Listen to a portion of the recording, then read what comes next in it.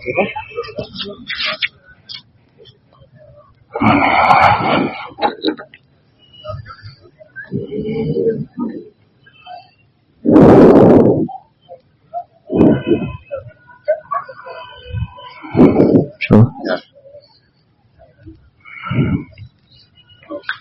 اللہ الرحمن الرحیم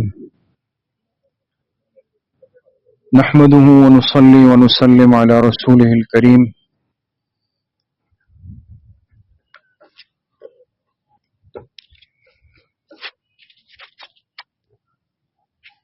اما بعد فاعوذ باللہ من الشیطان الرجیم بسم اللہ الرحمن الرحیم إنا عرضنا الأمانة على السماوات والأرض والجبال فأبين أن يحملنها وأشفقن منها وحملها الإنسان إنه كان ظلوما جهولا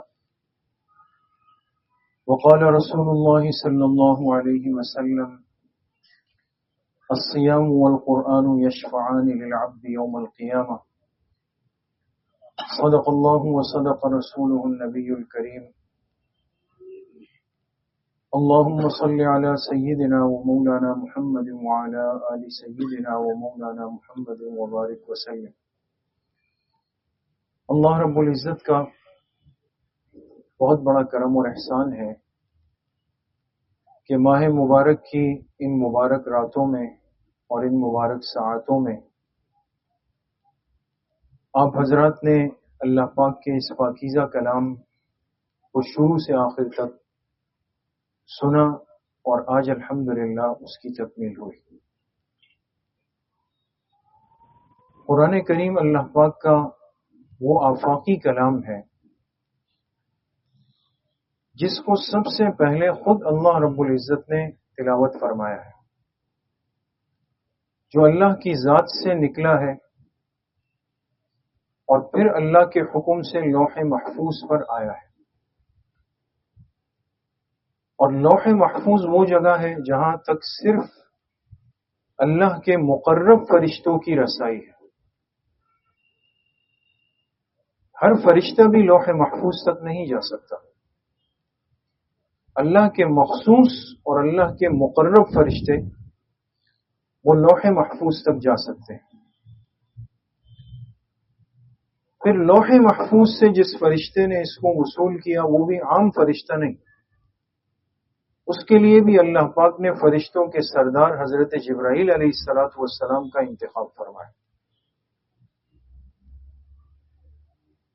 پھر وہ اس وحی کو لے کر کے اترے ہیں، اتنا بڑا سفر کیا ہے آسمانوں سے لے کر زمین تک،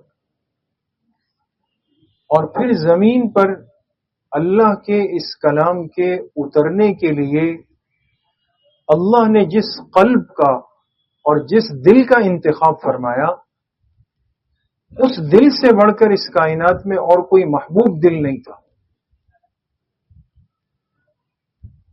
وَإِنَّهُ لَتَنزِيلُ رَبِّ الْعَالَمِينَ نَزَلَ بِهِ الرُّوحُ الْأَمِينُ عَلَى قَلْبِكَ۔ اللہ پاک فرماتے ہیں یہ جو کلام آج تمہارے پاس ہے، تمہاری آنکھوں کے سامنے ہے، تم اسے اپنے ہاتھوں میں اٹھا سکتے ہو، تم اپنی زبان سے اس کی تلاوت کر سکتے ہو، اور تم اپنے کانوں سے اس کی تلاوت کو سن سکتے ہو۔ اس کو معمولی کلام مت سمجھو۔ یہ کہاں سے اترا؟ لتنزیل رب العالمین، یہ تمام جہانوں کے رب کی طرف سے اتارا ہوا ہے، اللہ پاک کی طرف سے۔ اور پھر اس کو جو بھیجا گیا تو ایسے عام انداز میں نہیں، اللہ نے اس کے لیے اس فرشتے کو چنا ہے، نزل بہ الروح الامین۔ روح الامین کس فرشتے کا لقب ہے؟ حضرت جبرائیل علیہ السلام، وہ اس کو لے کے اترے ہیں۔ اور کہاں اترا ہے؟ علی قلبک، اے میرے حبیب صلی اللہ علیہ وسلم آپ کے قلب مبارک پہ اترا، قلب پر۔ اس لیے کہ وحی کا بوجھ میں اور آپ سوچ بھی نہیں سکتے کتنا ہوتا ہے۔ اس دل کا انتخاب ہوا جس دل میں اس وحی کے بوجھ کو برداشت کرنے کی طاقت اللہ پاک نے رکھی تھی. حضور علیہ الصلوۃ والسلام کے قلب مبارک پر یہ کلام پاک اتارا گیا. جو چیز جتنے اہتمام کے ساتھ رکھی جائے، جس چیز کو بھیجنے کے لیے اہتمام کیا جائے اور جس چیز کو اہتمام کے ساتھ کسی کے سپرد کیا جائے، یہ سب چیزیں اس بات کی دلیل ہوتی ہے کہ یہ بہت قیمتی چیز ہے. آج دیکھیں نا، یہ سفید چاندنی ہے، ہم سب اس پہ بیٹھے ہوئے ہیں، سب کے پیر اس پہ لگے ہوئے ہیں، سب چیزیں ہیں یہاں پر ہیں. لیکن یہ جو تکیہ ہے، اس تکیے پر کسی کے پیر نہیں لگے ہوئے. معلوم ہوا کہ تکیے کی قیمت اس چاندنی سے زیادہ ہے. بات سمجھ؟ اس سے زیادہ ہے. پھر یہ جو تکیہ ہے، اس پر ہم ہاتھ رکھ سکتے ہیں، اس کو کمر کے پیچھے رکھ سکتے ہیں، اس کے ساتھ ٹیک لگا سکتے ہیں، اس پہ تکیہ کر سکتے ہیں، یہ سب کچھ ہم کر سکتے ہیں. لیکن انسان کی جو ٹوپی ہے یہ سر کے اوپر ہے. معلوم ہوا کہ ٹوپی کا مقام اس تکیے سے پھر زیادہ ہے. جس چیز کی عزت بڑھتی ہے وہ اتنا پروٹوکول والی بن جاتی ہے. قرآن کریم کا اترنا ہی اس بات پہ دلیل ہے، اس انداز کے ساتھ کہ قرآن پاک عام کلام نہیں ہے، یہ اللہ کا بڑا قیمتی اور خاص کلام ہے. خاص انداز سے آیا، خاص فرشتہ لایا، خاص دل کا چناؤ ہوا. پھر اللہ کے پاک پیغمبر علیہ الصلوۃ والسلام کی زبان مبارک سے نکلا، تو زبان سے نکلی ہوئی وحی جن کانوں کے اندر جانی تھی، ان صحابہ کا بھی اللہ نے خود انتخاب فرمایا. اس لیے حدیث پاک میں جناب نبی کریم صلی اللہ علیہ وسلم نے ارشاد فرمایا، ان اللہ اختارنی واختار لی اصحابی. اللہ نے مجھے بھی خود چنا اپنی نبوت کے لیے، اللہ نے مجھے خود چنا، پھر میرے لیے میرے صحابہ کو بھی اللہ نے خود چنا ہے.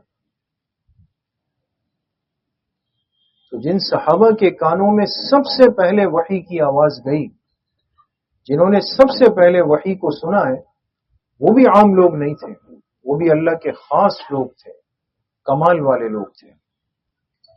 ان ساری باتوں کے عرض کرنے کا مقصد صرف آپ حضرات سے اتنا ہے کہ اتنا عظیم الشان کلام آج آپ حضرات نے اس مجلس کے اندر سنا ہے. اتنا عظیم الشان کلام آج اس مجلس کے اندر اس کی تکمیل ہوئی اور اس کی دعا ہو رہی ہے.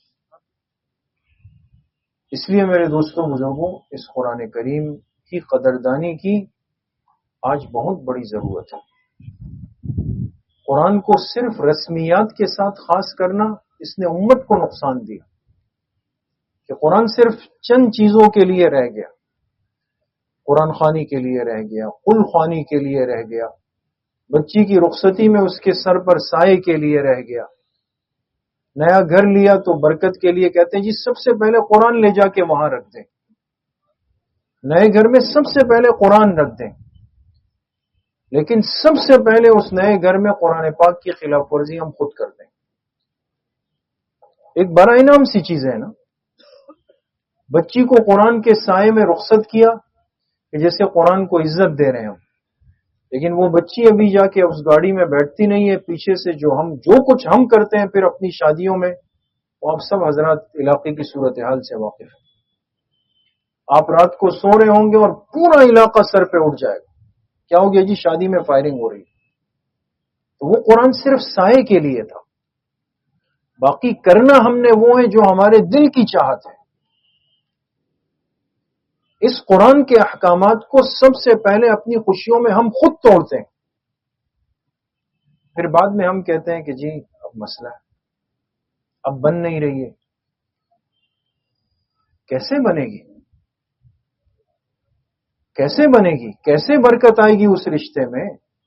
کیسے برکت آئے گی اس کاروبار میں؟ کیسے برکت آئے گی اس کام کے اندر جہاں قرآن پاک کو صرف برائے نام رسمی جگہ دی گئی؟ حقیقت میں تو اس کے احکامات کو توڑا گیا. اس لیے میرے عزیزوں دوستوں بزرگوں، آج رسمیات سے نکل کر قرآن کریم کو حقیقت میں اپنی زندگی میں جگہ دینے کی ضرورت ہے۔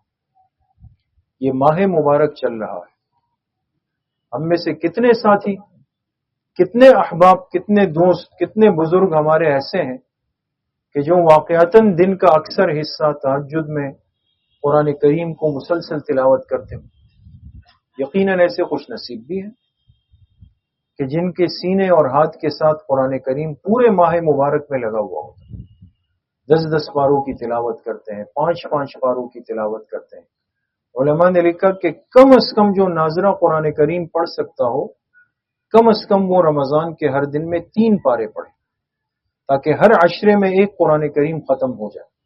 اب ہر آدمی اپنی کیفیت کو آج خود چیک کر لے کہ آج 13 روزے پورے ہو گئے، کل 14واں روزہ ہے، کتنے قرآن کریم اور کتنے پارے ہم مکمل کر چکے ہیں۔ اس لیے آج کی اس مجلس کو بامقصد مجلس بنائیں، یہاں سے ہم ایک سبق، ایک پیغام اپنے ساتھ لے کر جائیں کہ جتنی زندگی میری باقی ہے، میں قرآن پاک سے مضبوط اپنا تعلق جوڑ کر وہ زندگی مکمل کروں۔ سب نیت کرتے ہیں انشاءاللہ؟ تو آپ حضرات مبارکباد کے مستحق ہیں کہ آپ نے تراویح جیسی عبادت میں قرآن کریم کو مکمل سنا، حافظ صاحبان جنہوں نے سنایا، سامعین جنہوں نے سنا، وہ احباب جنہوں نے اس مجلس کی ترتیب بنائی، نظم بنایا، اور جو ساتھی آخر تک، شروع سے آخر تک شریک ہوئے، اور جو صرف آج کی مجلس میں دعا میں شریک ہونے کے لیے آئے ہیں، تو اللہ پاک سب کو اس قرآن کریم کی برکات نصیب فرمائے۔ وآخر دعوانا ان الحمد للہ رب العالمین۔ الحمد للہ رب العالمین، والصلاة والسلام على سید الانبیاء والمرسلین سیدنا ومولانا محمد وآلہ واصحابہ اجمعین۔ اللهم أعنا على ذكرك وشكرك وحسن عبادتك، اللهم اكفنا بحلالك عن حرامك وأغننا بفضلك عمن سواك، اللهم إنا نسألك علما نافعا ورزقا واسعا وشفاء من كل داء، اللهم أحسن عاقبتنا في الأمور كلها وأجرنا من خزي الدنيا وعذاب الآخرة۔ یا اللہ یا ارحم الراحمین، یہ جو قرآن کریم تراویح میں مکمل ہوا ہے، اس پاکیزہ کلام کو اپنی بارگاہ میں انتہائی درجے میں قبول اور منظور فرما۔ یا اللہ اس قرآن کی برکات حافظ صاحبان کو، سامع صاحبان کو، پڑھنے والے تمام احباب، آج جتنے لوگ ہم جمع ہیں یہاں پر، اور کل امت مسلمہ کو یا اللہ اپنی شان کے مطابق نصیب فرما۔ پوری زندگی یا اللہ اپنے اس کلام سے جڑ کر رہنے کی، اپنی زندگی میں، اپنی خوشی میں، غمی میں، کاروبار میں، لین دین میں، رشتوں میں اس قرآن کو بھرپور حصہ دینے کی توفیق یا اللہ ہم سب کو نصیب فرما۔ اس ماہ مبارک میں جتنی برکتیں، سعادت ہے یا اللہ آپ کی طرف سے اترتی ہے، ہم سب کو اپنی شان کے مطابق نصیب فرما۔ یا اللہ جو ٹوٹی پھوٹی عبادتیں، اعمال ہم سے ہوئے ہیں، اسے قبول فرما۔ جتنے دن باقی ہے، ایک ایک لمحے کی پوری قدردانی کی توفیق یا اللہ ہم سب کو نصیب فرما۔